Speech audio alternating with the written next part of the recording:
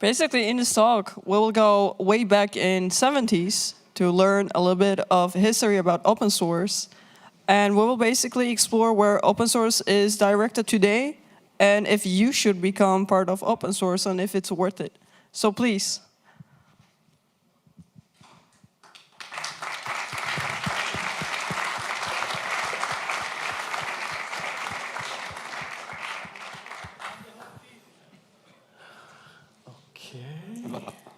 You got a fan base here.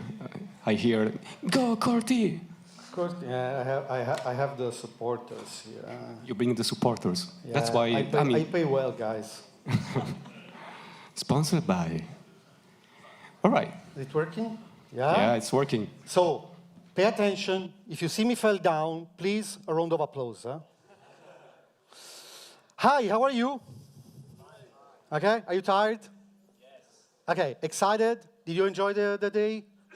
Okay, no worries. This is the worst speech that you will see. No, I'm joking. I'm kidding. So, this is about myself. No one cares. Me neither. So, this is who I am. Lots of things. Boring. I'm old, you know. This is some of the business open source projects that I have actively worked with and for. Most of them for. Very proud of all of them, and I mean, don't care. This is something that I would like to share with you. This is probably my most challenging talk I have ever heard. Believe me, I have done dozens, okay? Why? For many reasons. First of all, because I'm the last, you're tired, but no problem, I will deal with this. This is my fight. Second, this is the very first time that I'm trying to be more visionary on what open source is going to be in the near future. And I would like to hear from all of you some feedback, not necessarily now, but I would love to have this conversation, but also in a couple of years. So in a couple of years, I said, do you remember this crazy guy on the spot, Francesco, who was talking about something, blah, blah, blah. I remember he was saying something that is actually the opposite of what happened, or he was very visionary, okay? This is the second reason why I'm challenged. The third reason why I'm challenged, and this is also related to last year. Last year, I went ahead of my slot about 15, 20 minutes. Okay? So this year, I will try to stay on track. But this day is not only challenging for me, it's also challenging for you guys. And I tell you why. How many of you are working with open source product or project or in open source project or product? Raise your hand, please. Okay. How many of you are gaining money? Not necessarily because they are open source products or companies, but they are gaining money from open source. And so they are getting business with open source. Okay. How many of you, as developer or people, are paid to do open source? 1, 2, whoa, a lot of people there. Okay, do you see how many? Very few. And this is exactly why it's challenging for you, because we are going to talk about business and open source. There are two things, because last question for you. How many of you don't want to be paid for their work in open source? Okay, guys. So next time that someone tells you, open source is fantastic, we don't care about money, you are all a liar. All of you, okay?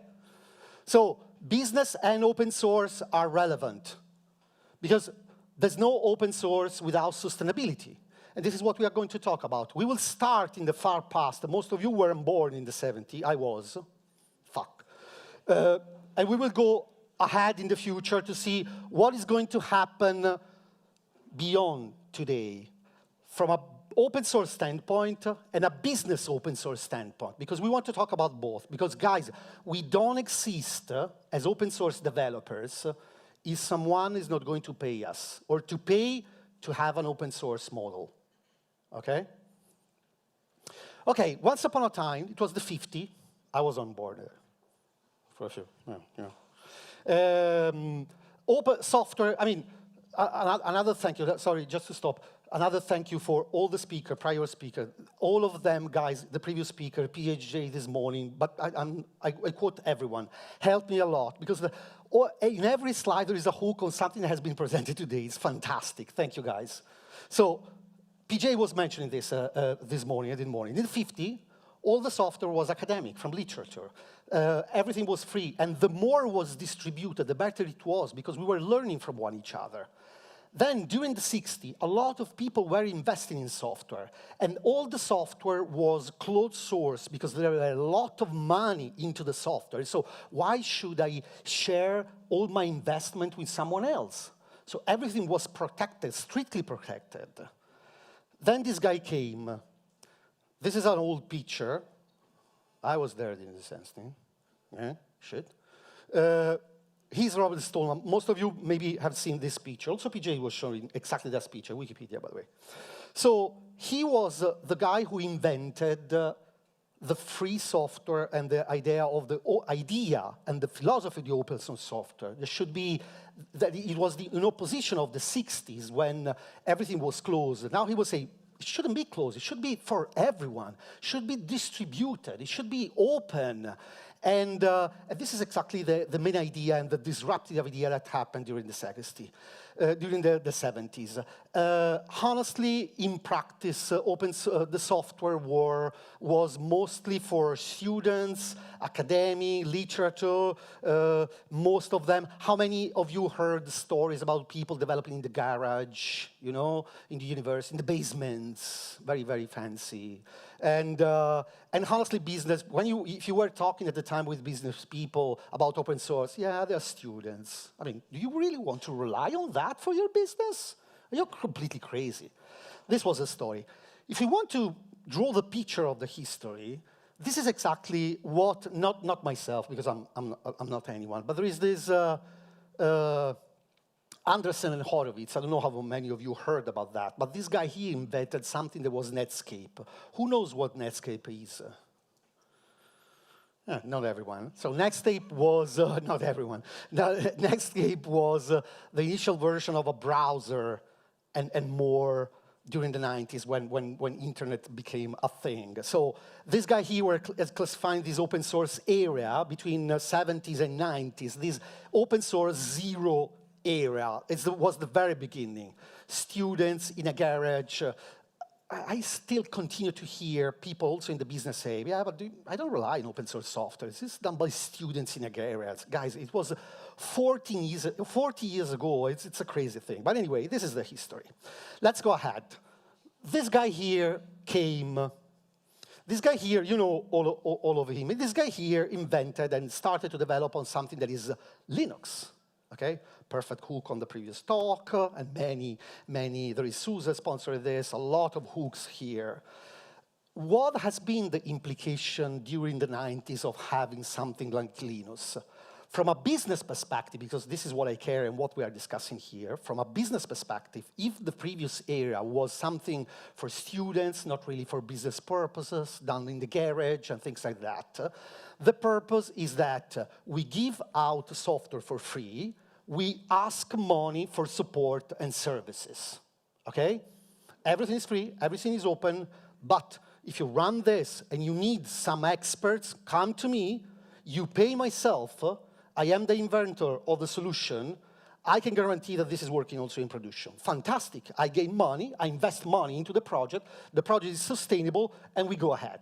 Fantastic, it is a perfect cycle. Who are the big names around that? Red Hat. Red Hat is the top of this. And it's a huge, immense, big. MySQL is also another example. But many other solutions and products like this happened during this period of time. Netscape, again, some of you know, some of you don't, because they're too young. I hate you. And Apache is another example. Not Apache the foundation, Apache the web server, okay? Disrupting all the experience in the web, okay? This was an example of service. If you are curious, from a business perspective in open source, I encourage you to read a fantastic article about Red Hat. And the title is this: another red dot is not going to happen anymore, and no, it's not going to happen again. It is impossible. It doesn't scale. You cannot have two examples in the world of Red Hat, because to reach the point, is it me?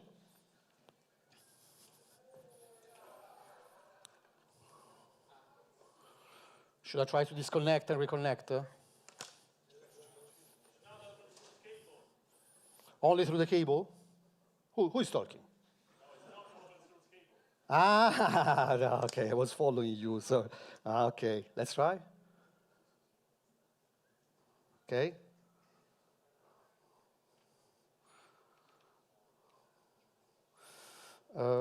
I think that now, let me see, because it sounds like there is another.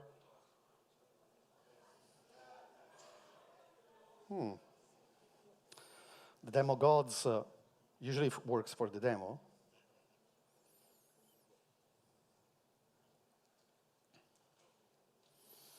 I love you.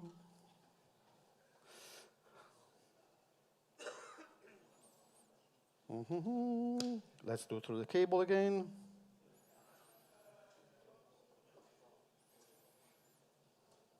Apologies, guys. Let me try again. No, I should have the HDMI as well. Look, I don't know why it's not showing. Can you try again? It sounds that there is another. So when the cable is in,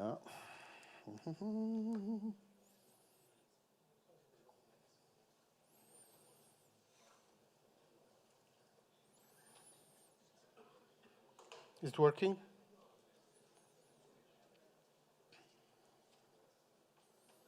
No? 100%. I will try to disconnect and reconnect again on the other side.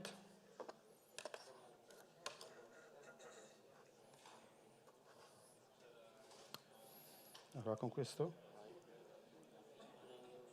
No. Vai, inzuppagliene.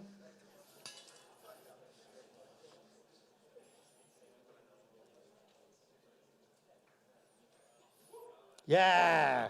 Applause, please!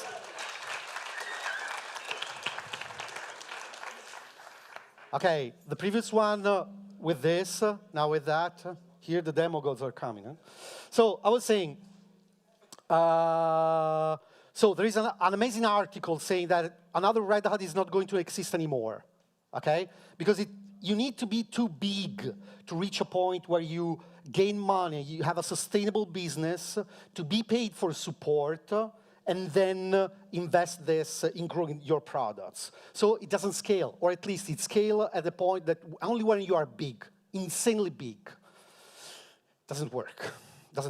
So when you were talking about business with business people, well, honestly, the point of view of people like Microsoft or VMware, they were looking at the open source project, say, oh, they're kids. I mean, also from a business open source perspective, even if it was something that was real, Red Hat was real, was happening, MySQL, Apache, Netscape was real, and gaining money, they were looking at the big giant to say, no, I will never go there. I will never reach that point. False. Okay, this is what is usually called by the experts the open source era 1.0. That is very different from the open source 0, because in the open source 1.0, you are start to gaining money. You have some kind of sustainable models where you can gain money or invest in open source, make the product bigger, better, and then gain more money, and then reinvest in open source and grow, have more developers, have more contributors, have more space. That's perfect. The problem is that it doesn't happen anymore, and it was struggling with that. Something started to change, and do you know what? Let's start taking a look at the dates. This is 2001. Ballmer, I don't know how many of you knows, but he was the chief of Microsoft, CEO of Microsoft at the time, and he started to say something: Linux is a cancer. Containers contaminates all software with hippie GPL rubbish. Pretty intense and strong as a sentence. Okay. This is telling a lot. Microsoft was starting to be nervous. This David and Goliath stuff was starting to hit. And do you know, I remember at the time, I was working heavily, one of the most common conversation where, guys, the cloud is coming. The cloud will be disruptive for open source because open source is not anymore a thing that you care because open source will run in the cloud. So it's completely useless to talk about open source, legacy software, because people care about the services, care about what is running outside in the cloud. So open source is going to die and it will never happen that open source rise again. Happened exactly the opposite. Because it was useless to discuss about open source and legacy, the best software was winning. What is more secure, what is providing more value was winning. And so the perception is that, also from a business perspective, is that I don't need a legacy software, or at least I don't care if it runs in a secure way, fast, in the cloud. This is what I care. This is what I want. And open source started to provide economic and strategic value, hidden, but exactly for that purpose. Andrew Lampitt, I don't know how many of you knows Andrew Lampitt, but it was 2008, okay, so we are getting here. It's not too much time ago. We are getting here. Wrote this article. If you have never read it, I suggest you to read it. This is about open core licensing. There is a kind of open source, but it's not exactly open source, so we'll talk a little bit more. Open core is a model where you have a core of software that is open source and free for everyone, and you have a layer on top or a wrapper of the software that is proprietary, so is not open source, that is providing business value to the core of the system, and this is something that you pay for. So a core of open source, a layer on top, or a wrapper that you monetize so that you can invest again in open source. I know that there are businesses here about this kind of model, and it is Docker, for example, but there are also friends from Alfresco and Elastic, or at least the previous version. I saw Julia, if I'm not wrong, and things like that. I don't know if you're aware, but this is a controversial topic. The purists, I would like to hear also the Eclipse Foundation girl representative here. Not everyone is thinking that this model is a not purely open source model, okay? I disagree, but I'm happy to debate, and it's an interesting conversation. But it exists, and there are many products that are following this model and this license. And there are absolutely winning products in the market. There are products that you are all using, guys, and it has been leveraging the cloud services, leveraging the SaaS offering. They are winning the battle. There are many, many offerings. Of course, I'm not saying that everything in open source during this area of open source is open core, but open core is definitely a business model that is related to the open source that exists and will exist, most likely. This is the open source 2.0, started around the year 2000s, and then it goes ahead like today. So if you go talking with the majority of the companies doing open source, this is one example, you talk with them saying, SaaS is a future, okay? SaaS is not a future, SaaS is a present. Something's happening. Elastic, the demo of the Elastic Girl is bad. So the girl showing Elastic, Julia, if I remember, I'm bad with names, was showing exactly the SaaS version of Elastic. But I mean, everything is SaaS, okay? Everything is becoming SaaS. So it's not the future, this is the present. I would say that for me now, it's becoming interesting because it's becoming exactly what I would like to discuss about the vision and the future, because I don't think that this is, I think this is the present, but I'm not sure how this will be in the future, okay? And I would like to discuss with you, okay? Maybe have your feedback. I would be very interested. But again, open source to 0 is different from 1, and it is different from 0. If someone is telling you, well, it's support and service open source, if someone says, oh, it's done in the garage, okay, it's only free, okay, not from a business model. Where we are today, okay, perfect hook, again, thank you very much. The previous talk was talking about the space and open source and Linux. This is exactly what I wanted to show here.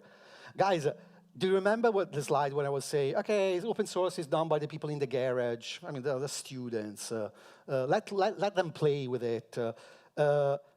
This is not what is happening today. This is the NASA website. I took this a few days ago. It is too small, but it is written there that there are 599 NASA open source projects. 599. And this is only NASA. I remember another slide showing that open government is investing massively in open source. I don't want to talk about, so do you know that the Linux Foundation now have FINOS? FINOS means financial open source. So banks are investing in open source. Banks.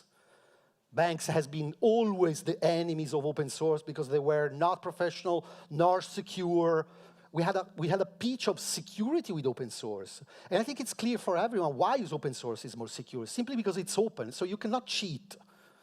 If you break an open source, the day after comes a patch that is fixing. If you break a legacy system, someone has to think about it, okay? So by nature, open source is more secure, but this is evidence. This is what we perceive now, what we know now. Every sector, every company, every investor is thinking that open source is something better, okay?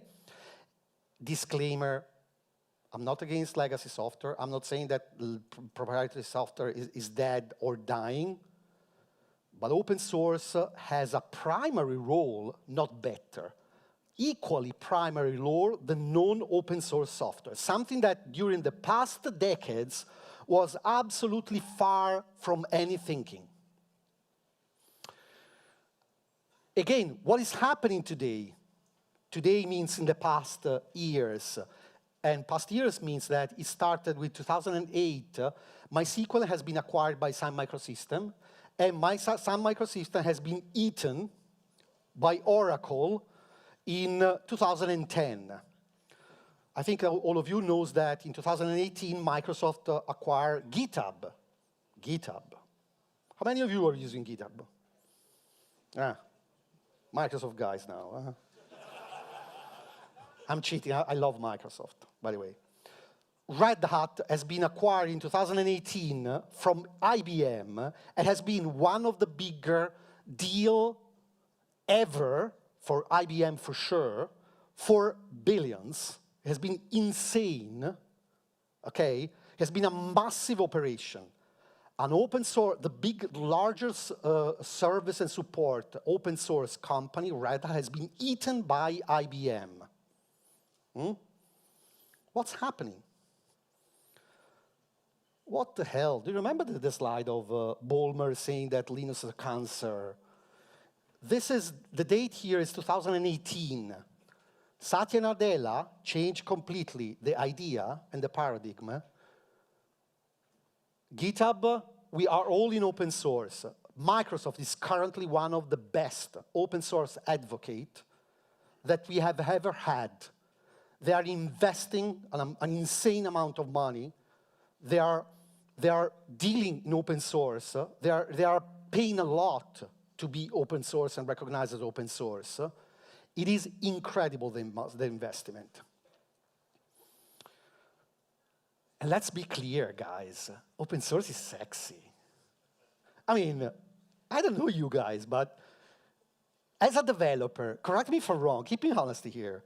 If you say, I work in an open source project, it's more sexy than I work in a legacy software company that I cannot talk to you about because it's a secret, and I cannot tell you what I'm doing because I cannot tell about anything. Instead, being on a stage, being in meetup, being recognized as one of the people helping others, It is sexy for developers. Do you agree? Ah, such a bastards. So these are some of my favorite sentences about open source. Anderson and Horowitz are the Netscape founder. Now they are investor in business open source. They are one of the bigger investors in the San Francisco area. Blah blah blah. For example, they are investing in Spark. They are having all the investment in Spark and things like that. In 2011, they were saying software is eating the world. And if you think about the Microsoft area, if you think about the Oracle era, it was really true. Software was eating the business, the world. It was absolutely true. Another interesting sentence in 2019 was, as software has eaten the world, open source is eating the software. What the hell? This is powerful. Huh? This is showing the value of open source. This is showing how we are ahead from this point of view. How the things are changing. This is fantastic, because it is true that the software is eating the world, but it's equally true that the open source is eating the software. It's fantastic from an open source perspective. There are charts, and you can find easily many of them, showing how the trend here is not visible, but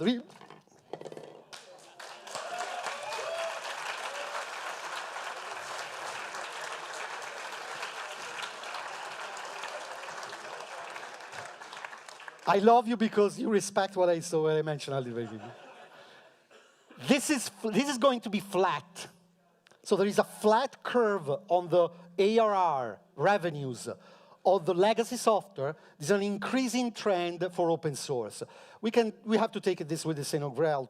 I mean, we have to take it with cautious, of course, this, but I mean, it is telling a lot.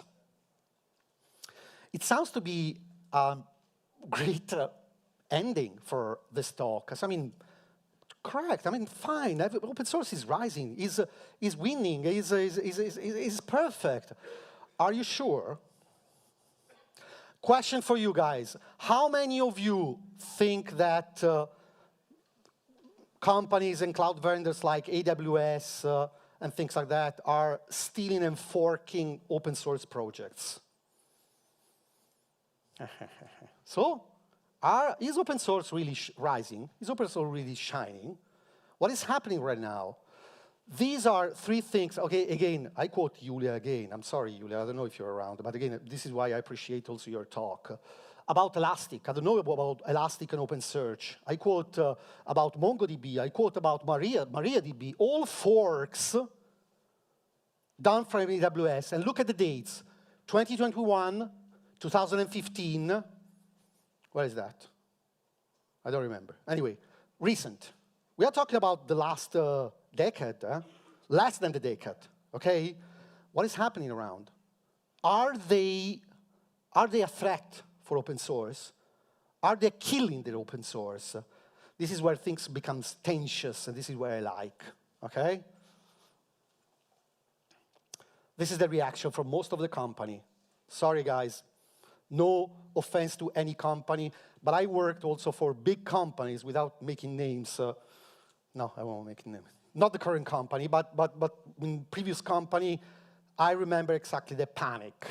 Okay, guys, if we don't protect our software, it will be easy to fork the code base, put it to Amazon. Amazon put their 100 developers. I mean, if you take a look at the Kubernetes story, if you are not aware about the Kubernetes story in comparison, for example, with Docker initial version, I'm happy to take this offline because otherwise I will stay here for hours and the organizer will kick me in the ass. But this is exactly the amazing story. So the panic was the reality. A lot of companies was literally in panic. And the reason of the panic was only one: fork. I am open source, I can fork. Someone can fork, and if Google decide to fork and put there 100 developers, my power and bandwidth to fight against their version, it's a problem. Same for Elastic, same for Mongo. But again, I don't want to quote Elastic and Mongo because these are the big examples. It happened. I was working for a company that is not the list of this company, and believe me, there were frequent conversations about that. Panic was really a thing. What has been the reaction? Okay, fair. I mean, the reaction has been, let's define a new kind of license. If you remember, now there is the elastic license, and then the Mongo offered and decided another license exactly to play in defense of the big names forking the code base. And of course, if they fork the code base, it means killing the project and the product and the open source product and the open source power, because it means that you don't have anymore the funding to grow the product and invest more. Okay? Take a look at the dates. Are you aware about the HashiCorp, Terraform? Terraform changed the license August last year to do something similar. Elastic, Mongo, and things like that. They are open source, but not really open source.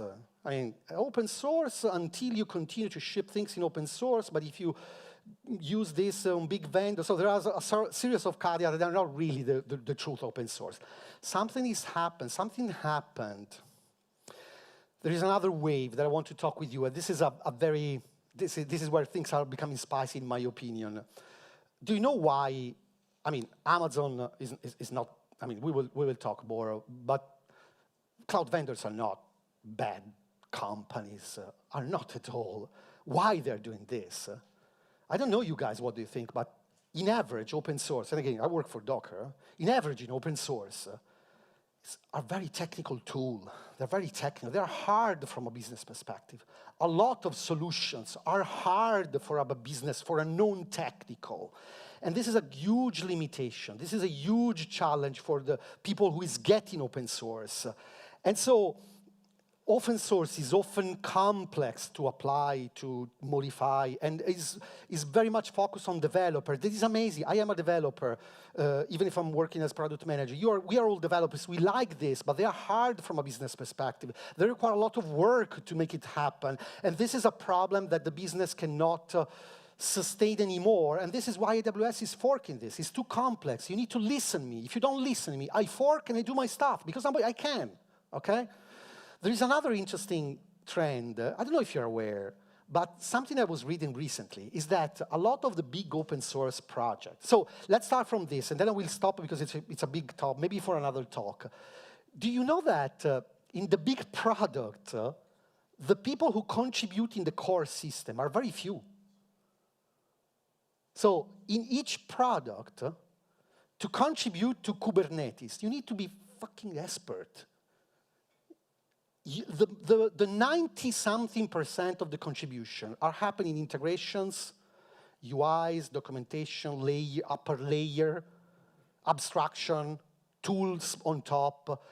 The contributors of the big open source projects are old, like me. And this is a problem. This is a problem about the sustainability and the future. We'll go ahead. So, what is the open source 3.0? This is where things I start to enjoy. Because now we are talking about the history. We're talking about the past. Now I want to talk about the future. And looking at the present. Okay, so how we imagine to be the future of open source? Why do you think open source, this is something that excites me a lot? It makes me nervous, but I want to share this with you because I don't think there's a bad thing. Anyway, I think, so first message, I think that the future is already starting.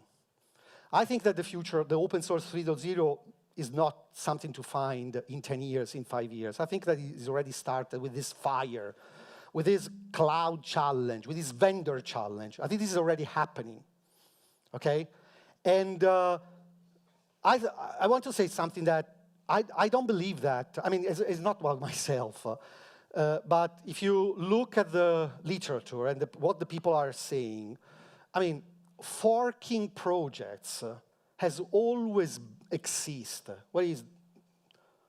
So Zibi and the Camunda folks, it's an amazing, fantastic project. Has been a fork of another open source project, and the Alfresco guy is there, who is the activity. So initially, 10 years ago, Camunda has been a fork of Activity, and Activity has been a fork of a product of Red Hat, JBPM. Forks have always existed, always. The fact that it's done by Amazon, we don't care. It's simply Amazon is scary because they have a lot of money. But it doesn't change the essence of open source.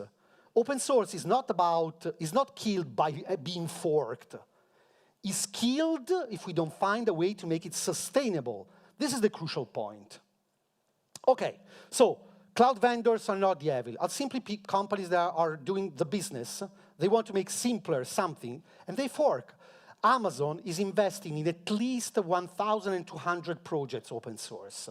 Google is investing in at least 2,600 projects in open source. And I'm talking about active projects. I'm not talking about dead projects in GitHub repository who without stars, without PRs or merge and things like that. I mean, I don't want to quote Microsoft because I think it's under the light and you know everything about this. So let me say the future about open source. I mean, open source is not at risk also from the cloud vendors. It doesn't make any sense, this sentence. This is at least what I believe, and not only me. This is full of literature from this point of view. And showing commitment on an open source project is becoming crucial also to have a broad adoption in the market. I come from a company that is Spotify prior to Docker that was investing massively in open source, but Spotify is not open source. But they are investing to show branding, to show that they care about developers, to show that they care about the people. And what they believe is that open source is a way to do this. Guys, on the stage we have someone from UNICEF telling that we need to invest in open source to make the life of the people better. So open source is not anymore, it's already a thing that is improving the life of the people. It's already recognized in that way. And if you want to be considered by the developers, you have to be open source because it is sexy, not only for this. I mean, we are not stupid people, of course, and instead it's the opposite. So, but it's true, if you want to be recognized by open source, you need to be open source. This is something that I care a lot, and I'm landing to the conclusion also otherwise because I kill myself into the injuring something. So, I told this also for the ones that were here and knows me, I care a lot about this topic. Sustainability, so open source cannot exist without sustainability. If someone is not paying for the salary of the contributors, open source doesn't exist. I have heard also today a lot of examples of, wow, that's fantastic, blah, blah, blah. If we don't just talk about sustainability in open source, guys, it will be a hobby. But open source is not a hobby. And this is proven by the business and the market fit. Open source is not a hobby at all. Okay? It can start as a hobby. I have done open source project as a hobby, but it's not a hobby at all. Sustainability is the crucial part of an open source project. And it's always controversial because, I mean, we don't, honestly, how many of you as developers and technical people likes to talk about business and money? Talk, not receiving. Okay, we have a TAM, we have, okay, three in all this. I mean, we don't care about the business. We want to ship software and ship value through our software. But we want our salary, and so we cannot hide ourselves behind the story that we don't want to talk about software, because we need money to survive and to make survive our software. This is the huge bet of the future, which is the next model. And I already asked you, this is why there is this sense, how many of you is paid to contribute in software? Very few. It's not a thing, guys. It's not a thing. It doesn't exist because this model doesn't work. This is where the challenge of the future of open source is, and this is what I like. Do you know who is this guy? So do you remember Stallman, the inventor of the open source at the very beginning during the 60s? He's considered the visionary, and in some cases the hippie of the philosophy, the philosopher of the free software. But this guy here is the guy who made the philosophy a model applying to a Linux software. He's a technical, but he made practical the sustainability of the software. Okay, he's less known than Stallman. Stallman is the ideator of the philosophy. He's the practical guy. This is a sentence that he showed 1 month ago. It's very recent. And what he's saying is that this model doesn't work. And I agree with him. We need to find a way to give money to the contributor of the open source software, but ask money to the company having the benefit of using open source software. Now, and correct me if I'm wrong, guys, now the money gained by the development that you are doing are going to the companies, and the companies are paying you with the salary to contribute in open source software, but they own the money. We should skip that. And his idea, his proposal, I don't know how crazy it is, but we like crazy people, fool people, is to provide a unique license from the company and provide and distribute the fair contribution to the contributors accordingly with the importance of the contribution. I like the model. I think that this is something that we should perceive. We should try to find more. I don't know how, but I'm simply a poor product manager at Docker. But at least I will try to influence the Docker, or at least the things, the ecosystem around me. And just to move a step ahead, how I imagine the future, I think that open source is close to be everywhere. So it's already on Mars, it's already on banking, it's already in Earth, it's everywhere. And I think it will be everywhere in every software, broadly adopted. This is the key part that I think it's crucial. I don't think that the legacy software, the proprietary software is dead. No, at all. I think that it will have a space, it will continue to have a space. But I think that when we talk about a broadly adopted software, this is where open source will play a big role. I think that, I like to use the metaphor that open source will be like the air. It's free for everyone. It's everywhere, and if I want to go running, climbing, enjoying the life in a garden, skiing, the Canadian guy was quoting this, or going on the beach, or having something Alfresco to drink something, I think that open source should be everywhere. Every widely adopted software will be open source very soon, in my opinion. And to finish the contribution, because I'm sure I'm very out of time, I would like to touch AI, because we cannot stop, we cannot hide this. There is the new wave of change that is going to impact also open source. And let me say, open source is already in AI. And AI is going to impact all the product and all the software for sure.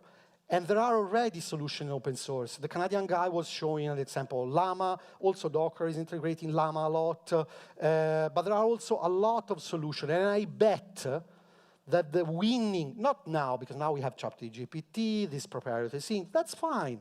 But if AI will become a widely adopted technology, a widely adopted software, I bet that the winning piece will be open source. And so, let me say this.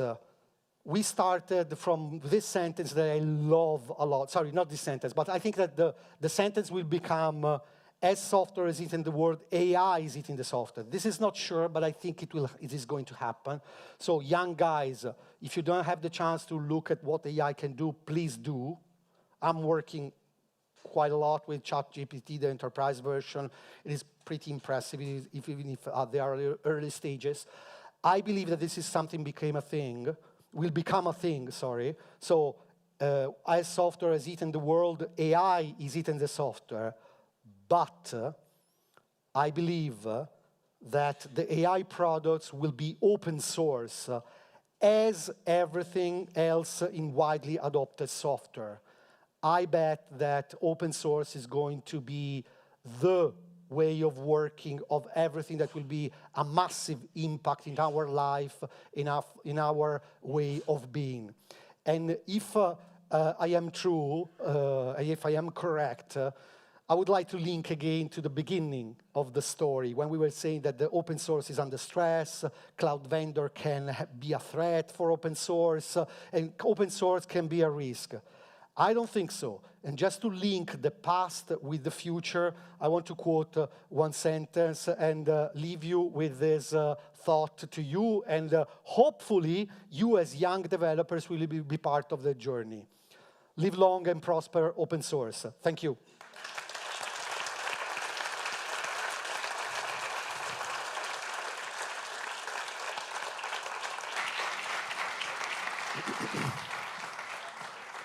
Francesco, what can I say? It was, I don't know, can we have a docu-series on Netflix or something like that?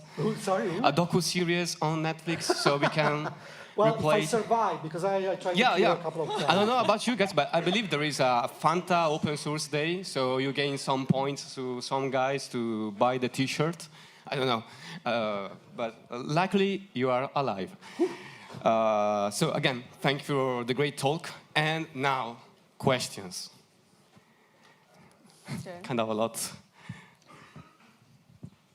coming. Hello, thank you for a great talk. And my question is, if we consider AI, like the real AI, Gen AI, as a superpower, should it be closed source in the same way as nuclear weapons were considered as a superpower? I tell you my opinion because, of course, I don't know. My opinion is that, I mean, do you remember, I was briefly quoting this when we mentioned the cloud. I clearly remember that during the first cloud initiatives and vendors, when the cloud started, I clearly remember the conversation saying, okay, the open source is dead. Because the cloud will come, so it is not anymore valid, the story that you take the open source because you customize it locally and you know what is in there, because you don't really care, because it's in the cloud. Everyone was pretty scared about that. Instead, it was the opposite. Open source found the way, because open source, and this is the power, open source is the manifestation of the human behavior, I would say, because open source is open by nature, so it's done by us. Legacy is done by a selected small amount of people. This is why I bet that AI will become open source. Because to your point, so in the way I understand your question, I wouldn't give an important thing like AI in the hands of few. I want to have control, and I'm not scared about something powerful like AI if we all have the power to manage it through an open source approach. So my bet is that AI will become a thing in the open source world, the winning models, software. Of course, we will have legacy business, but this is fine. But the open source and the widely common knowledge will be the way to protect us in the way that I think you want to raise the question. Does it make sense? Yes, it does. Thank you. Another question here. Thank you for the talk. What do you think are the incentives for companies to give money to open source projects? There aren't. Okay. So this is, in my opinion, so believe me, I'm working, and I worked in the past decade in business, in open core and business open source models, in building products, Backstage, Docker now, before Alfresco, and others. The current model is a huge, it works, but is not fair in extreme in the way that Linus Torvald and previous to the open source guy were thinking. Is not fair, really fair. I was quoting an example. The companies are getting the money, not the contributors. Okay, the business is getting the money, not the people who is contributing to the code. I don't think that the current model is addressing what you're asking for. there are good examples. I give you an example. I was collaborating with the Kubernetes teams as part of the CNCF when I was working in Spotify for Backstage. And the big names, Red Hat, IBM, VMware, but a lot are literally dedicated entire teams to work full-time on Kubernetes.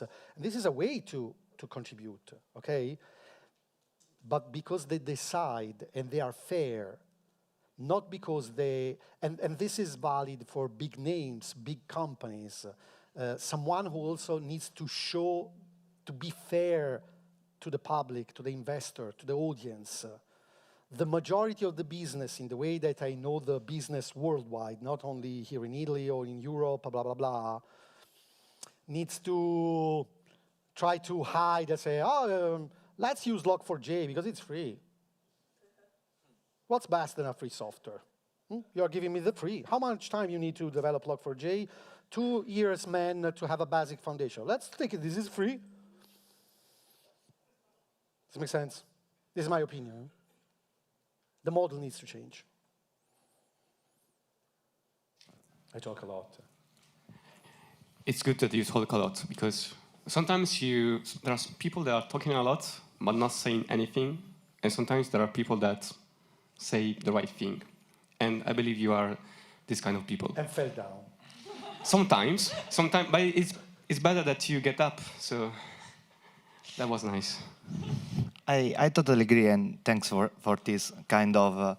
I'm thinking of what you said, and it isn't counterintuitive.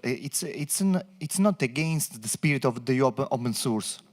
I think open source work, it's a thing, and I agree with you. I also bet that the AI will go on the open source model, because it's something that it's free, it's without any kind of chains of anything that I have to give back to someone. If we go in with this kind of model, with a kind of licensing from people that go with a commercial, that do business with open source software, would this mean that you have to give back something? So the people that do work in that project will be in some way, I don't know, but will have to respect who build the license and who then pay them. This is exactly what this guy is trying to say. I mean, this is a reply also to your question. So what he's saying, I mean, if you take a look at he did this talk in, I don't remember, it's a big conference. It happened in the end of February, so literally 3 weeks ago. He went up on the stage and said, guys, this is his talk. Guys, I'm old, I'm tired, but this fucking model of open source, it doesn't work. It is dead. Sorry, I cannot be optimistic, I'm only pessimistic.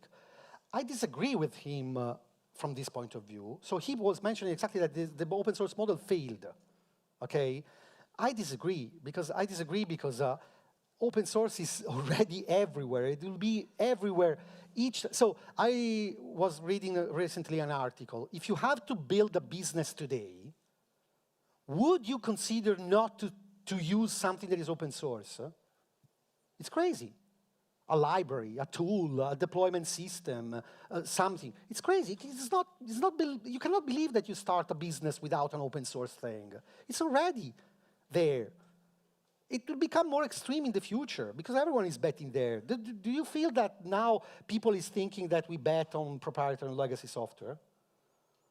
So what is not working is the model in the way that we are discussing. Because let me go back to the very beginning. Guys, to do our job in open source, we need to be paid.